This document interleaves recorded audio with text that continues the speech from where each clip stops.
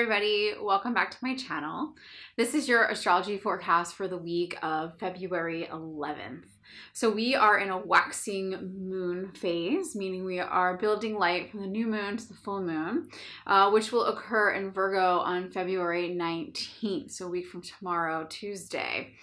And during this waxing period, it's time to really attract the energy and build the foundation of the dreams that you planted on the new moon. And really working with these visions, working with these new versions of yourself. And if your dreams weren't so clear, your visions were a little fuzzy on the new moon, now's the time to really clarify them, right? And really attract more information, gather information. This is like a gathering time, right? As the moon gathers light, you're gathering energy, you're shifting your frequency to really call in the energies that you need and want in this lunar cycle.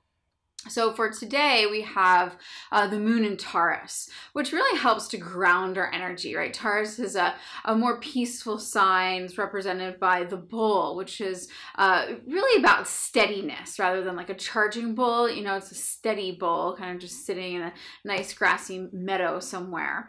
So the moon in Taurus really grounds us, grounds our feelings, helps us feel the earth below us, and really find our center and our peace within, mainly through the use of our senses, right? So Taurus is a very sensual sign, meaning that she encourages us to really use like our sense of taste, our sense of smell. That's why it's always nice to kind of treat yourself to your favorite foods while the moon is in Taurus, or even just your favorite sights, you know, art, right? Things you like looking at that are pleasing to your energy.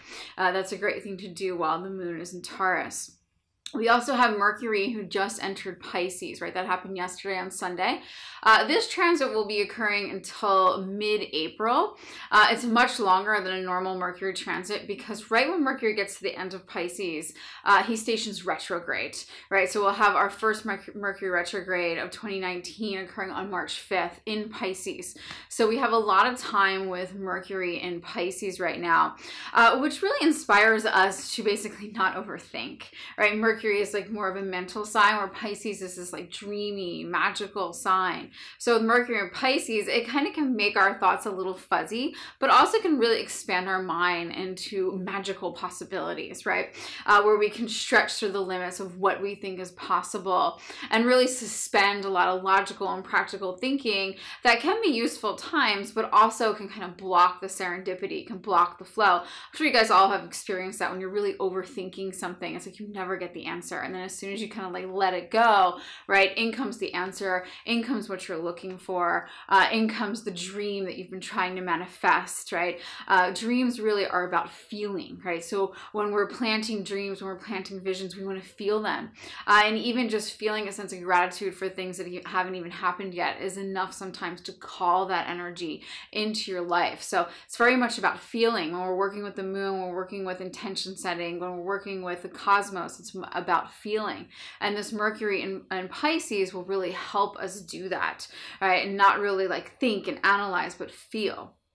All right, we have tomorrow, we have the moon in Taurus once again, just like today, and we'll have our first quarter moon. So this is when the moon squares with the sun. So that's a 90-degree separation, and that's what creates our half moon. So this is our first half moon of the lunar cycle. Our second one is the last quarter.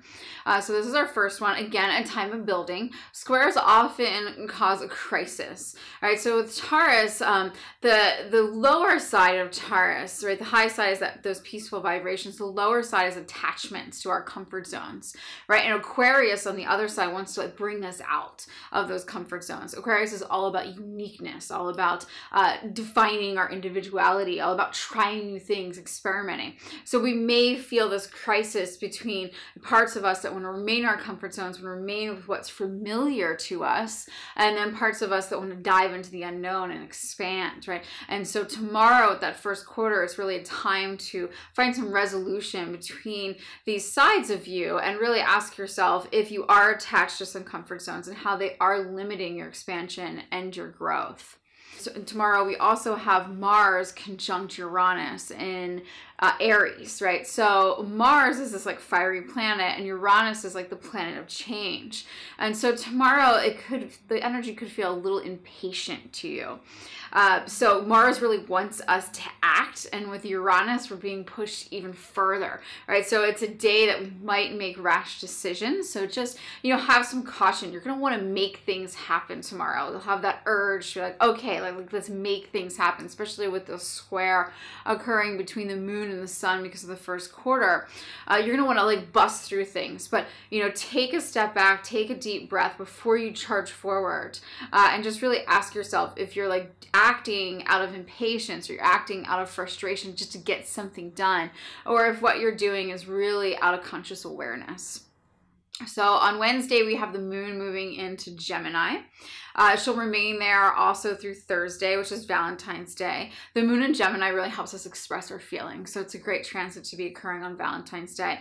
You're going to want to like really talk about your feelings. It's a great day to express sort of things that you've been working on internally. But again, like Gemini is a really fast moving energy, just like Mercury. So you're going to want to take a deep breath, take a step back before you really charge ahead with like oversharing your feelings when unnecessary. So just really think about it. A great day to express, but just, take a pause before you do that expressing. And then also on Thursday, we have Mars, that fiery planet, moving into Taurus. So this will temper down that impatience that we'll feel on Tuesday, and we'll begin to feel more steadiness, right? So Mars is the planet of drive and motivation, and Taurus, we have that peace and that steadiness, right? So it'll really inspire us to not charge ahead, but rather make methodical steps in our plans, in our dreams, and really slow down, right? This transit will slow down. Mars in Aries was very fiery, right? Mars in Taurus is more grounded, more thoughtful, more feeling oriented, and just kind of slows us down a bit. On Friday, we have the moon moving into Cancer. She'll remain there through Saturday. So moon in Cancer always brings up feelings. So this is going to be a feeling time.